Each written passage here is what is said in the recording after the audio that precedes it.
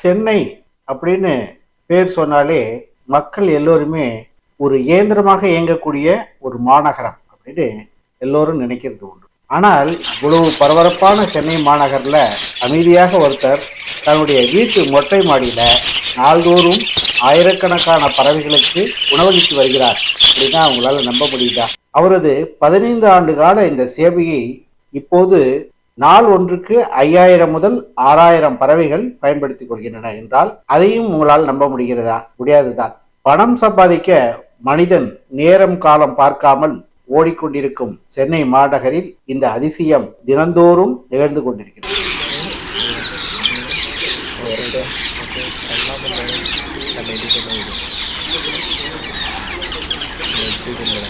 உறவினர்களால் கசப்பான அனுபவம் ஏற்பட்ட ஒருவன் 20 ஆண்டுகள் கழித்து அந்த ஊருக்கு சென்ற போது அங்கு நெருங்கிய பாசத்தையும் நேசத்தையும் மீட்டெடுக்கும் ஒரு அழுத்தமான கதை அம்சம் கொண்டதுதான் மெய்யழகன். இந்த திரைப்படத்தை நீங்கள் பார்க்காமல் இருந்திருக்க முடியாது.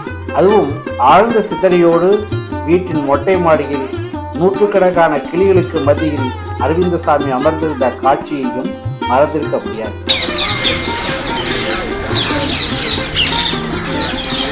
அந்த காட்சி படமாக்கப்பட்டது இந்த பேரட் சுதர்சன் வீட்டு மொட்டை மாடியில் தான்.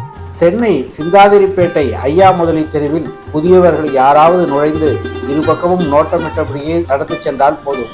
அங்கு இருப்பவர்கள் கிளிகளை பார்க்க வந்திருக்கிறீர்களா? பேரட் சுதர்சன் வீட்டுக்கு தானே செல்ல வேண்டும். தெருமுனையில் கதவு எண் 2 எம் ஷா ஹவுஸ் என்று எழுதப்பட்டிருக்கும். எதிரில் ஒரு பெட்டிக்கடை, டீ கடையும் கூட இருக்கும் என அடையாளம் சொல்கிறார்கள் அந்த பகுதியை சேர்ந்தவர்கள்.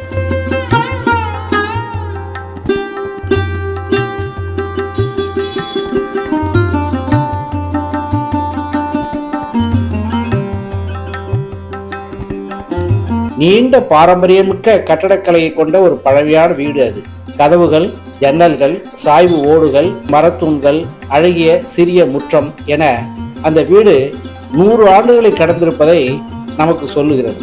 ஆனால் சுவர்களும் தரையும் இன்றைய நவீன கட்டமைப்புகளால் அலங்கரிக்கப்பட்டிருக்கிறது. விசாலமான எண்ணம் கொண்டவர்கள் வாழும் இந்த வீட்டின் நுழைவு பகுதி சற்று குறுகலாகத்தான் இருக்கும்.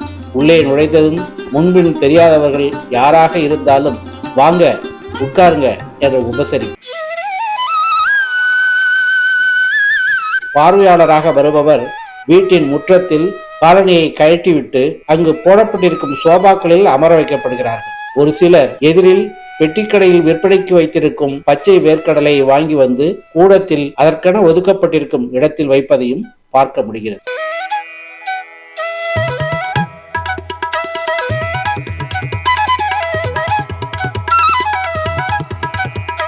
சுதர்சன் ஷாவின் குடும்பத்தினர் 3-4 தலைமுறைகளாக அந்த வீட்டில் வசித்து வருகிறார்கள். தற்போது சுதர்சன் ஷா தம்பதியர் வசிக்கும் இந்த வீட்டினுள் நுழையும் போதே சந்தன வாசம் வீசுகிறது.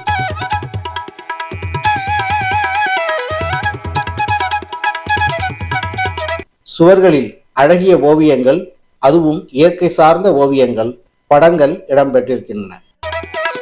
குறுகலான படிக்கட்டுகள் வழியாக மொட்டை மாடிக்கு செல்லும் பொழுது மாலை 4:30 மணி. மாலை நேரத்தில் பறவைகளுக்கு உணவிடப் போவதையும் அவற்றை நூற்றுக்கணக்கான கிளிகளும் புறாக்களும் ஒய்யாரமாக வந்து அமர்ந்து சாப்பிட்டு செல்வதையும் காண்பதற்குத்தான் அந்த மொட்டை மாடியை நோக்கி செல்கிறோம்.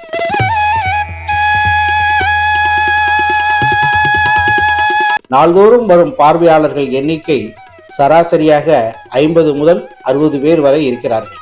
இவர்களில் சிலர் வெளி மாநிலங்களை சேர்ந்தவர்களாக கூட இருக்கிறார்கள். ஒரு சிலர் வெளி மாவட்டங்களை சேர்ந்தவர்களாக கூட இருக்கிறார்கள். அதுவும் கேரளம், கர்நாடகம், ஆந்திர மாநிலங்களைச் சேர்ந்த சிலரும் வருவதை பார்க்க முடிகிறது. இவர்களில் இளம் தலைமுறையினர் பல பேரும் வருவதுதான் இன்னும் ஆச்சரியமான விஷயம். பார்வையாளர்களாக வருபவர்கள் அங்கு போடப்பட்டிருக்கக்கூடிய இருக்கைகளில் கட்டாயம் அமர்ந்து பார்க்க வேண்டும். காரணம், அங்கும் இங்கும் நடமாடினால் பறவைகள் அச்சமடைந்து உணவருந்தாமல் சென்றுவிடும் என்ற அச்சத்தில்தான் இந்த எச்சரிக்கை.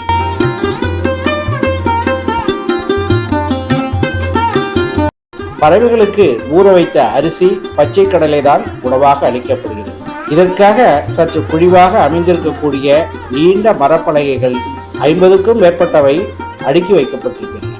மொட்டை மாடியில் இரு தடுப்புச் சுவர்களுக்கு நடுவே இந்த மரப்பலகைகள் வரிசையாக வைக்கப்பட்டு அவற்றில் சற்று இடைவெளி விட்டு ஊற வைத்த அரிசியும் கடலையும் கைப்பிடி அளவுக்கு சிறு சிறு குவியல்களாக வைக்கிறார்கள்.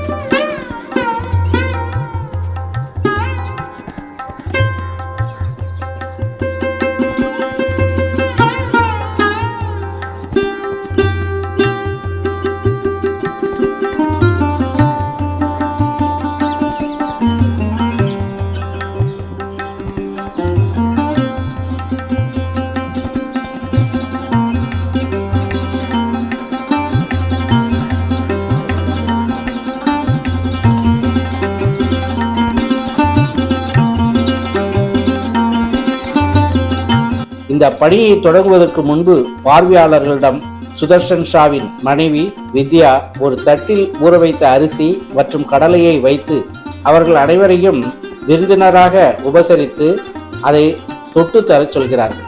அத்துடன் அவர் விடுவதில்லை.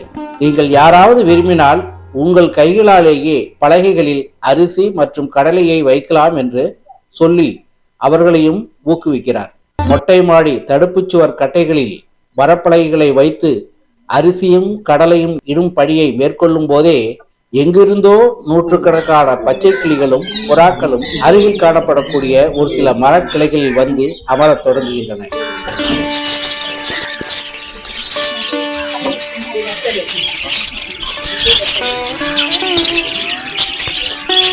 அருகில் உள்ள உயரமான மொட்டை மாடிகளிலும் அவை வந்து அமர்கின்றன. உணவு சாப்பிடும் ஆர்வத்தில் ஒரே நேரத்தில் நூற்றுக்கணக்கான கிளிகள் அங்கும் இங்கும் பறந்து சந்தோஷ குரலை எழுப்புவது இனிய இசையாய் ஒலிக்கிறது.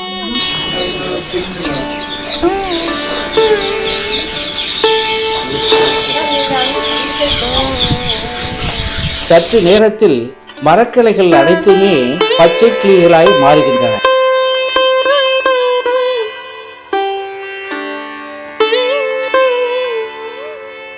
மரப்பலகைகள் அனைத்தும் வரிசையாக வைத்து 1000க்கும் மேற்பட்ட கைப்பிடி குவியல் அரிசி அத்துடன் வேர்க்கடலை அந்த பலகைகள் வைக்கப்பட்ட நிலையில் அவற்றை சாப்பிடுவதற்கு அந்த பறவைகள் ஆர்வம் காட்டி சுற்றி சுற்றி உயரே பறந்து வட்டமடிக்கும் காட்சி கண்கொள்ளா காட்சி. எல்லா பணியும் முடித்து தம்பதியர் ஓரமாக வந்து நிற்க அந்த மொட்டை மாடியில் அமைதி தழுவுகிறது சிறிது நேரம்.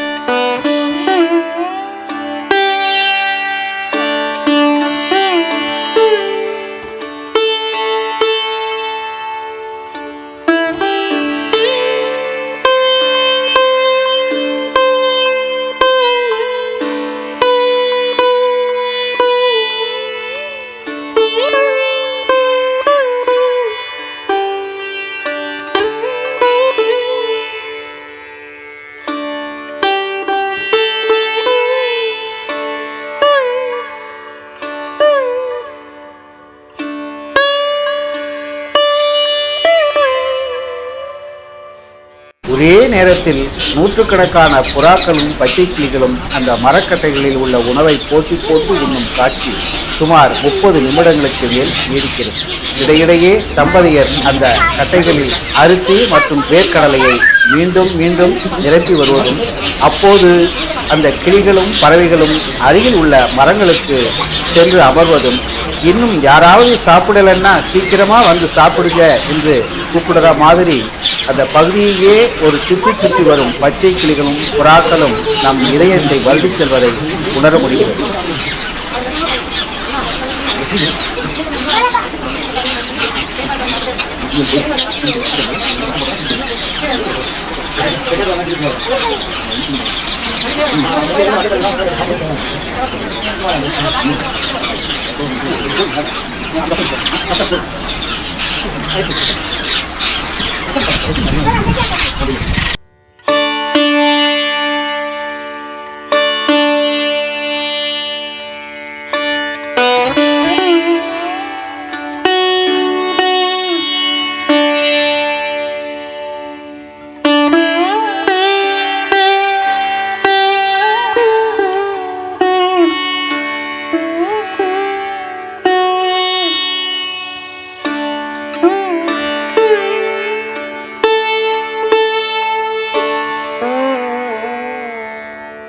பேரட் சுதர்சன் என அழைக்கப்படும் அவர் இந்த பணியோடு மற்றொரு பணியையும் செய்து வருகிறார். வந்திருக்கும் பார்வையாளர்களோடு கலந்துரையாடுகிறார்.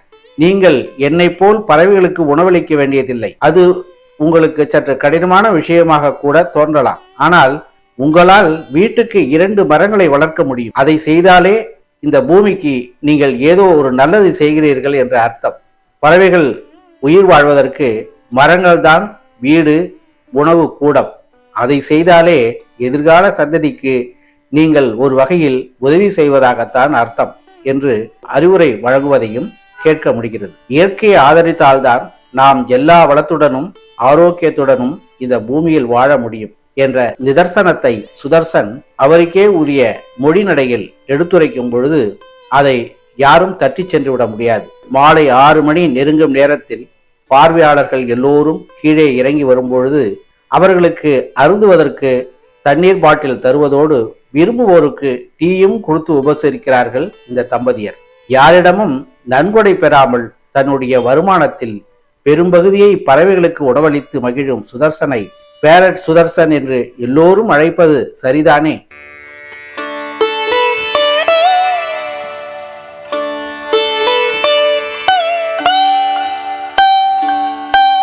கூகுளில் நீங்கள் கூட பேரட் சுதர்சன் என்று போட்டு பாருங்கள். அவருடைய 15 ஆண்டு கால அர்ப்பணிப்பு உணர்வை 8 திக்கிலும் கூகுளுடன் சேர்ந்து ஊடகங்களும் கொண்டு சேர்த்து கொண்டிருக்கின்றன. நாளும் 53 வயதை கடந்த சுதர்சன் அந்த பறவைகளுக்கு காலை 6 மணி அளவில் ஒரு முறையும் உணவளிக்கிறார். அத்துடன் தெருவாசிகளாய் உள்ள பூனைகள், நாய்கள், ஆடுகளுக்கும் அவரது உணவளிக்கும் சேவை தொடர்கிறது. அனைத்து உயிர்களிடமும் அன்பு காட்டுபவன்தான் மனிதன். அது அவனுடைய ஆன்மாவை மேம்படுத்துவதோடு சுற்றுச்சூழலின் சமநிலையை காக்கவும் உதவுகிறது. அப்படிப்பட்ட மனிதர்கள் கோடியில் ஒருவர்தான் இருப்பார்கள். அந்த கோடியில் ஒருவர்தான் பறவை மனிதரான பேரட் சுதர்சன். இப்போது உங்களுக்கு ஒரு கேள்வி எழலாம். சுதர்சன் இந்த சேவையில் ஈடுபட எது தூண்டுதலாக அமைந்தது? ஏன் அதை தொடர்ந்து செய்கிறார்? இதனால் அவர் பல இடையூறுகளை சந்தித்தாலும் தொடர்ந்து செய்வதற்கு ஊக்கமளித்து வருவது எது? மெய்யழகன் தவிர மற்றொரு படத்திலும் இந்த கிளிகள் இடம்பெற்றிருக்கிறதாக சொல்கிறார்களே, அது எந்த படம்? நம்மை சுற்றியுள்ள பகுதிகளில் வாழும் பறவைகளுக்கு நம்மால் என்ன உதவி செய்ய முடியும்? இது போன்ற தகவல்களை உங்களோடு சுதர்சன் தம்பதியர் பகிர்ந்து கொள்ளும் மற்றொரு வீடியோ அடுத்து வருகிறது. அதையும் தவறாமல் பாருங்கள். வாங்க நாம் அடுத்து வரும் வீடியோவில் சந்திப்போம்.